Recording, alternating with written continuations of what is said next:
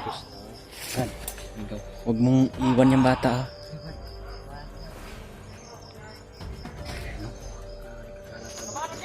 Taas yung barilan na lang. Ayaw yung bawi sa biyang ni bata. So yun po mga tol. Pagpalang araw po o mapagpalang hapon sa inyong lahat dyan. Lalong lalo na sa sumusuporta po sa amin sa Team Pugi. At shout out po sa inyong lahat mga tol sa laging nakasubaybay po sa aming video. Maraming salamat po talaga, lalong lalo na po sa mga kababayan natin na mga OFW. Ingat po kayo palagi mga ma'am sir. Sana po ay nasa mabuting kalagayan po kayo. At dito pa rin po kami ni Brad Dave ngayon mga tol. Kasama namin yung Batang Bihag at si Brad Takloy. Plano po kami na ibaba po namin yung bata dahil nanghihina yung kanyang katawan mga tol. Sobra din siguro at itong pagkuhan niya dahil ilang araw na po siya dito daw sa bundok mga tol. At wala siyang gandang kain dahil binibigyan lang daw siya ng mga saging ng mga bandido at kung ano-ano lang daw. Kaya awa po kami sa kanya mga tol at umiyak po siya kanina sa pinag-usapan namin ni Brad Dave dahil miss na niya daw yung pamilya niya doon sa baba at gusto niya na daw bumaba para bumalik po daw siya sa kanyang pag-aaral dahil nag-aaral pa po ito mga tol. Kinuha lang po daw siya ng mga bandido nung siya ay umuwi dahil yung ang bahay nila po mga tol ay bundok rin siya umuwi mga tol. Naglakad lang daw siya pa uwi at nakita daw siya ng mga bandido. Kinuha daw siya. Sobra niya po daw iyak at humingi po daw siya ng tulong, ngunit wala din po daw tumulong dahil nasa liblib po na lugar yung nadaanan niya nung pagkuha po ng mga bandido. Kaya napagdesisyonan po namin ni Brad Dave mga tol na ibaba po namin tong bata at isama po namin si Brad Takloy. Sa ganun po makapag-relax din po ng ilang araw po ang kasamahan natin na si Brad Takloy dahil ilang araw na din po siyang o ilang buwan na po na wala po siya nakababa hanggang ngayon. Kasama pa rin namin sa mga tol at nagpapasalamat din po kami sa kanya dahil sa kanya natulungan po namin itong bata dahil nakita niya po ito mga tol. Kaya gagawin po namin ni Brad Dave na pababa po kami ng ligtas dahil hanggang ngayon po mga tol sinusundan pa rin po kami ng mga bandido na yung may hawak sa kanya na yung may Commander Lawid dahil napakarami po palang tauhan yun mga tol. Napakarami po ng nadaanan namin ni Brad Dave kanina at hanggang ngayon sinusundan pa rin kami mga tol. Nakapagtago lang kami dito at nagmasid po kami sa paligid at mamaya maya po makapatuloy kami sa paglakbay mga tol para makapaghanap kami ng daan palabas ng bundok. At mayroon namang sinabi si Brad Takloy na daan na shortcut po na daan, ngunit hindi po namin nasisiguro kung may kalaban ba doon o wala. May mga tahol ng aso, baka yan yung mga kasamahan ng mga naghabol sa atin ba, yung may hawak itong bata mga tol dahil sobrang galit po ng kanilang commander. Yung ibang mga tauhan niya pinatay niya po, ngunit napaka-kapangyarihan din po yun mga tol dahil makakaya niya ding bumuhay ng mga tauhan na pinatay namin. Binubuhay niya pag nadaanan niya mga tol. Kaya sobrang nalungkot din po kami ni Brad Dave dahil kala namin nababawasan yung mga kalaban, mas lalo pa palang dumadami. At gagawin po namin ang lahat mga tol, maligtas lang tong bata na to. Sabi po ng iba mga tol, makaanak po daw ito ni Binji, yung kasamahan namin na bihag po rin ngayon. Ngunit tinanong po namin sa kanya mga tol na hindi po daw niya ama si Binji at iba po yung kanyang pamilya mga tol. Hindi na lang po namin babanggitin para din po sa proteksyon niya, baka pag uwi niya mga tol sila naman yung pag-initan. Para po sa kalaman ninyong lahat mga tol, bata na ito, hindi po ito anak ni Brad Binji o ni Brad G. Wardman. Isa po din itong naninirahan lang po sa bayan. Sa bandang bundok din po yung bahay nila. Kaya po siya nahuli mga tol. Kawawa naman po. Kaya po binigyan po ng pagkakataon siguro ng Panginoon na makita rin namin si Brad Takloy. Dahil siya rin po yung nakapagsabi sa amin kung saan matatagpuan yung bata na yan mga tol. Dahil sayang din po yung mga kinabukasan niya. 13 years old pa po siya mga tol. Malaki pa po itong buwan. Nag-aaral din po pala siya mga tol. Grade 7 po o first year high school po daw yung kanyang pinapasukan ngayon mga tol. Kaya baba po namin ito ni Dim dahil isang linggo na daw siyang hindi nakapagpasok sa kanyang paaralan dahil po sa pangyayaring ito.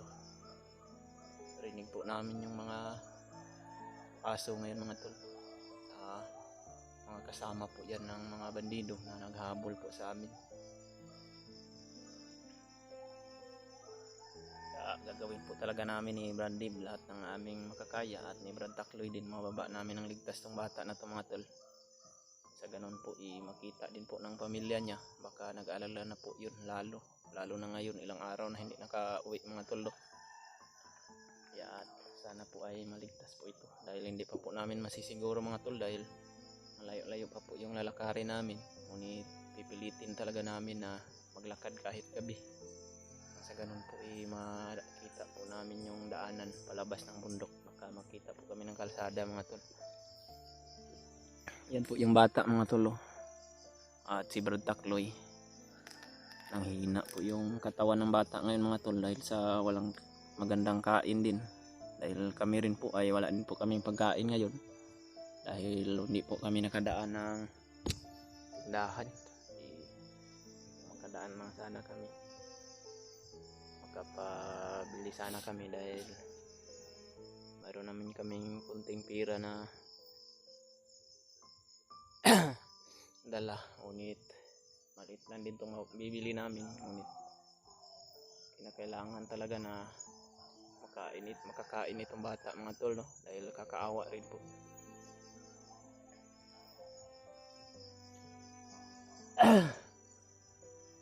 Kaya inihiling po namin na tulungan nyo din po kami mga tol sa pagdarasal mga tol. Dahil alam ko naman po na pinagdadasal ninyo kami po, lalong lalo na po sa lahat po ng aking kasamahan sa mga hunters po na nandito rin po sa bundok. Sana po ay ligtas din po sila, lalong lalo na po si Binji. At laking pasalamat din po namin ni Brad Dib mga tol, no? Dahil uwi na po sila Brad Rimart at si Julio at si Brad Giward at dala niya po yung kanyang asawa. At mayroon lang po yung kuan sa parang nabali po yata yung kamay niya mga tol. Ngunit ligtas naman po sila. Brad, parang malapit na yung mga aso Brad ba? Dahan-dahan guro tayo. Brad Takloy, alalayan mo yung bata.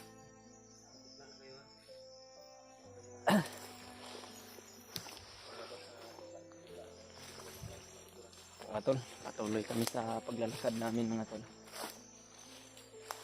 Sana po ay hindi po namin wala po kaming bandido sana na makita mga tol, no?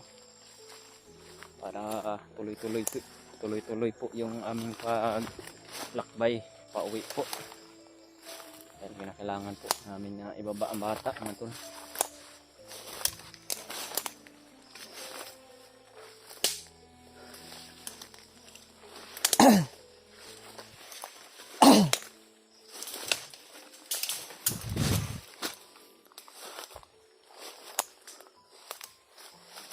Brad Takloy, kung sakali man na mayroon tayong mga kalaban na makita dito ha, huwag mong pabayaan ang bata ha. Sige, wala Brad. Kabir mo. Wala itong bata Brad. Dumapa kayas na mo Brad.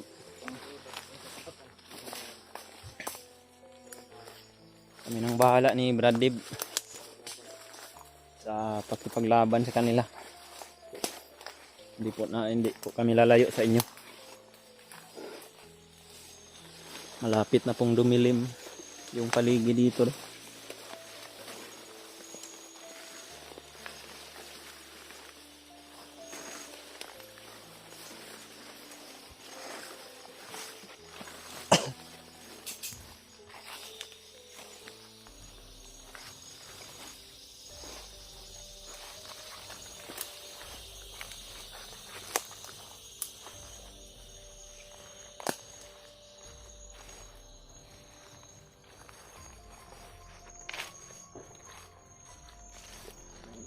putok po doon sa bandang unahan mga tol. Malayo po dito pero marinig namin yung mga putukan.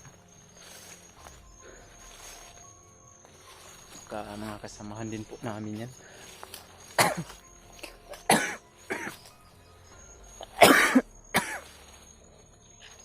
Inuubo po ako mga tol dahil sa ulan init po yung mga dinadaanan namin dito ni Bradley at si Brad Takloy din po. Uy!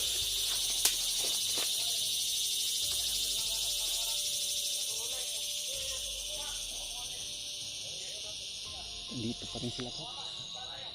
Dito pa rin yung mga humahabol sa bata.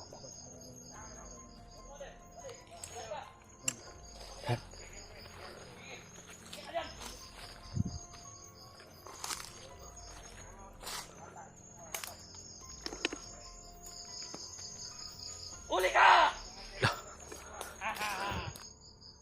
Tago ka ngayon!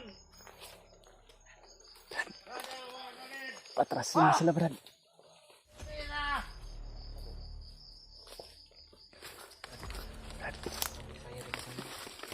May sayad ba? Parang may sayad nga. Mataas yung baril na dala, Brad. Buti na lang hindi ako umiinom ng kape palagi. Ito yung nilibos na Brad, ikaw. huwag mong iwan yung bata, ha? Brad, Kaiba yung mga narinig at pinili doon na hindi lang mga aso. yan o. Baka nagkakalat na baka Mataas yung baril na dala. ayaw yung bawi sa biyag na bata. Ah, nandyan pa rin yung commander mga tulo. Kasi po mga tol, yung bata ko talaga ay para nila iaalay po sa atin, pagkakain sa atin. Kaya higpit sila ngayon, hindi nila hinahayaan na makalayo. Ay, saan kayo magtago? Makakapit mo kayo! Lagot sila kay Bagmo po makalayo. Huwag kita ka kahit isa! Makalayo po. Subuhoy ka na bala ko!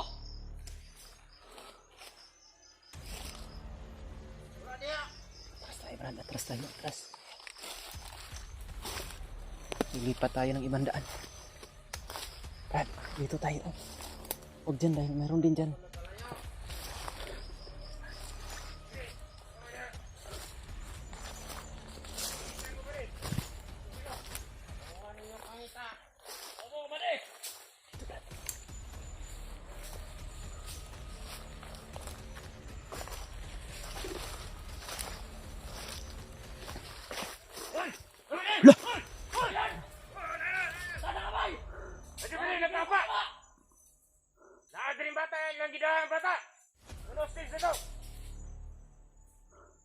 As! Walang gigilo sama-sama!